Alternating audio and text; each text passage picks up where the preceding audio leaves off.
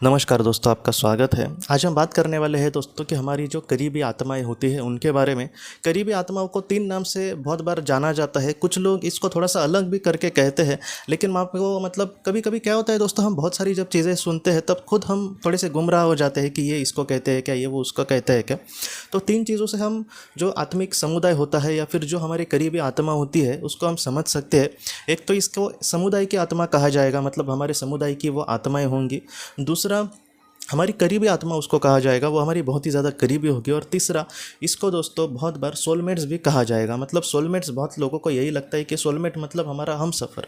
हमेशा इस तरीके से नहीं होता दोस्तों। बहुत बार हम सफ़र के जो रोल है, अगर आप ओनली लव इज़ रियल ये किताब पढ़ेंगे तो हम सफ़र वो उसका सोलमेट ही था, लेकिन वो एक जीवन में पिता थे, वो एक जीवन में किसी और रिश्ते में थे, वो एक जीवन में उसके पति थे। तो इस तरीके से हमेशा हमें क्या लगता है कि सोलमेट मतलब एक हस्बैंड और वाइफ, यही ज़्यादातर रिश्ता लोगों को लगता है, लेकिन ऐसे नहीं होता।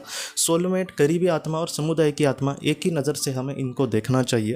तो आखिर ये करीबी आत्माएं कौन होती है? जैसे हमने बात की थी दोस्तों कि जैसे पृथ्वी पर हम मतलब एक घर में रहते हैं, एक समाज में रहते हैं, उसी तरीके से जो हमारी आत्मा होती है वो आत्मलोक में एक जगह पर रहती है, एक लोक में रहती है। ऐसे टोटल 7 लोक है। उस 7 लोक कैसे है उसके बारे में भी हमने जानकारी ली है दोस्तों। तो ये कैसे होता है दोस्तों कि समझो मैं 5वें लोक में हूँ, तो 5वें लोक में मेरा एक समुदाय होगा। वो जो समुदाय होता है वो ज़्यादातर 50 से 60 आत्माओं का समझो होता है। तो उसमें से क्या होता है कि वो मेरे सारे समुदाय की आत्माएं हो गई। मतलब मैं आपको उदाहरण के लिए कह रहा हूँ कि मेरे वो मतलब जो मेरा क्लास है उसकी वो सारे मतलब समुदाय की आत्माएं हो गई।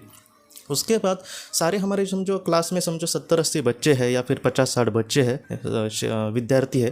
तो ऐसे वक्त में वो हमारे मतलब क्लासमेट तो है, लेकिन वो हमारे दोस्त है क्या? तो वैसे नहीं है। तो वैसे ही आत्माओं के साथ होता है। हमारे समुदाय की जो भी आत्माएं होंगी उसमें से कुछ आत्माएं ऐसी होंगी, 5-10 आत्माएं जो हमारे बहुत ही ज़्यादा करीब होंगी। तो ऐसी आत्माओं को सोलमेट्स हम कह सकते हैं। और ऐसी जो आत्माएं होती है वो एक ही साथ पृथ्वी पर जन्म लेती है।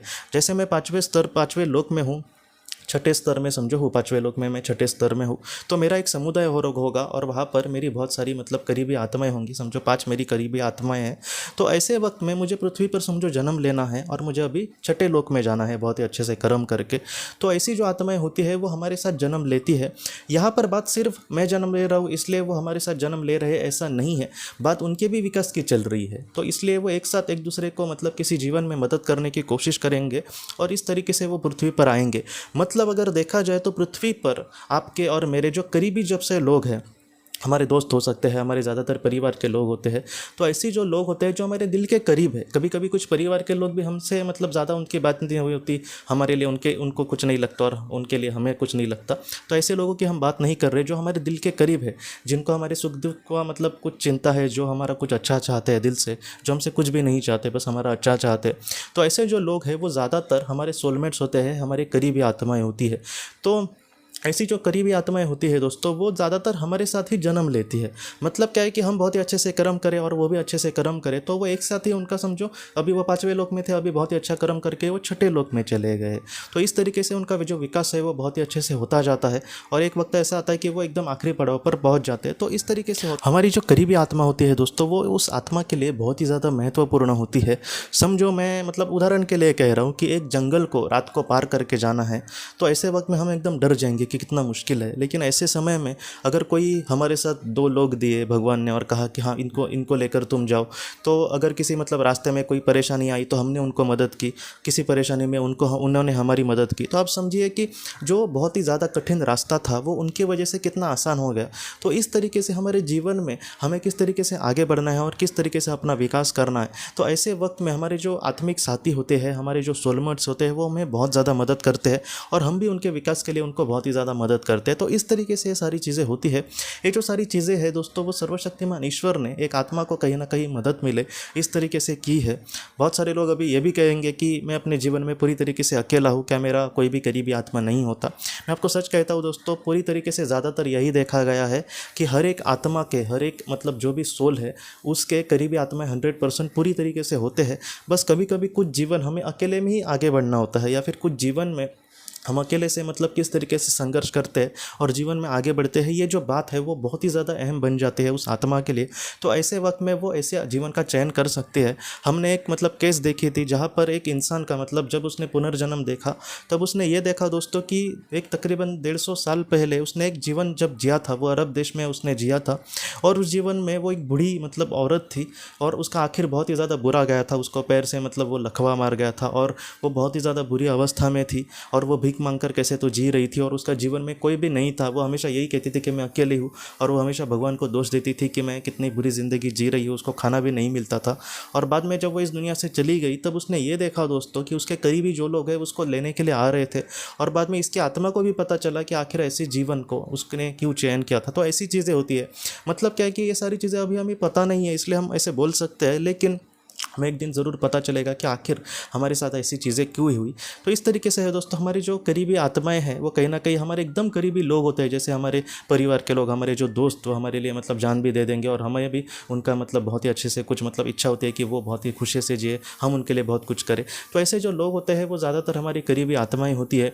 कभी कभी जीवन का बहुत बड़ा मकसद भी सिखाने के लिए ऐसी जो आत्माएँ होती है वो हमारे साथ मतलब ज़िंदगी जीती है। तो इस तरीके से जो करीबी आत्माओं का रोल है वो हमारे जीवन में बहुत ही ज़्यादा महत्वपूर्ण होता है और उनके भी जीवन में हमारा रोल महत्वपूर्ण होता है। इसलिए जीवन में भगवान की अगर हम बात सोचें या फिर सर्वशक्तिमान ईश्वर द्वारा यही संदेश ज़्यादातर दिए जाते हैं। इसलिए दोस्तों, जैसे संतों ने कहा है कि हमारे जीवन में जो भी हमारे लिए कुछ करता है उसका तुम जितना हो सके हमेशा अच्छा चाहो, उसके लिए कुछ करने की कोशिश करो। जितना हो सके तुम समाज में बहुत ही अच्छे से कर्म करो और दुनिया का अच्छा चाहो। तो ऐसे जो लोग हैं, ऐसे मतलब लोग बहुत ही अच्छे से जीवन में आगे बढ़ सकते हैं। क्या होता है दोस्तों कि किसी ने हमारा समझो अच्छा किया और हमने उसके लिए कुछ भी नहीं किया, तो ऐसा जो मतलब कर्म है वो कहीं ना कहीं एक कर्म बंधन लिख देगा और इस वजह से हम मतलब फिर से जन्म लेके उस तरीके से मतलब वो सारी चीज़ें हमें फिर से करनी होंगी। लेकिन हाँ, अगर हम निस्वार्थ भावना से किसी के लिए कुछ करें, दूसरे ने कुछ हमें किया है तो हम उसका मतलब दिल से आभार प्रकट करें, तो ऐसे जो कर्म है वो हमें बांधेंगे नहीं। इसलिए जितना हो सके दोस्तों हमेशा निस्वार्थ भावना से दूसरे के लिए कुछ करना चाहिए और दूसरे ने हमारे लिए थोड़ा सा भी कुछ किया तो उसकी थोड़ी सी हमें कदर होनी चाहिए। तो इस तरीके से जो आत्मा होती है उसको मतलब जीवन में आगे बढ़ना होता है दोस्तों। तो आज हमने जाना दोस्तों जो कि सोलमेट्स आखिर किस तरीके से होते हैं और वो किस तरीके से अपना रोल निभाते हैं। इसलिए हमारे जीवन में जो भी हमारे करीबी लोग हैं या फिर जो हमारे मतलब थोड़े से दूर भी लोग हैं जिनके साथ हमारी बात नहीं होती लेकिन कभी कभार बात होती है, तो हमें जितना हो सके सारे लोगों को दोस्तों हमेशा खुशियाँ देने की कोशिश करनी होगी। ऐसी जो मतलब बातें हैं वो एक आत्मा के विकास के लिए बहुत ही ज़्यादा महत्वपूर्ण होती है दोस्तों। तो दोस्तों, हम अपने अगली वीडियो में किसी नए विषय को लेकर मिलेंगे। तब तक आप अपना, अपने परिवार का ख्याल रखना। आपका बहुत बहुत धन्यवाद। ज़िंदगी की रोशनी ये एक कंसल्टेंसी है जो ऐसे लोगों को मदद करने की कोशिश करती है जिन्होंने किसी अपने को खोया है या फिर जो लोग अपने जीवन में बहुत ही ज़्यादा दुखी है। जो लोग इस संस्था के साथ जुड़ते हैं उन्हें पास्ट लाइफ रिग्रेशन की ऑडियोज़ भेजी जाएगी, जिससे घर बैठे वह पास्ट लाइफ रिग्रेशन का अभ्यास कर सकते हैं और उन्हें 5 मेडिटेशन ध्यान की भी ऑडियोज़ भेजी जाएगी और इसके साथ साथ उन्हें PDF किताबें भेजी जाएंगी जो हिंदी और अंग्रेज़ी में है, जो मोबाइल पर या फिर लैपटॉप पर आप उसे पढ़ सकते हैं और 10 ऑडियो बुक्स भी आपको भेजी जाएंगी। तो दोस्तों, अगर आप इस संस्था के साथ जुड़ना चाहते हैं तो कृपया इस नंबर पे व्हाट्सएप मैसेज करें। आपका बहुत बहुत धन्यवाद।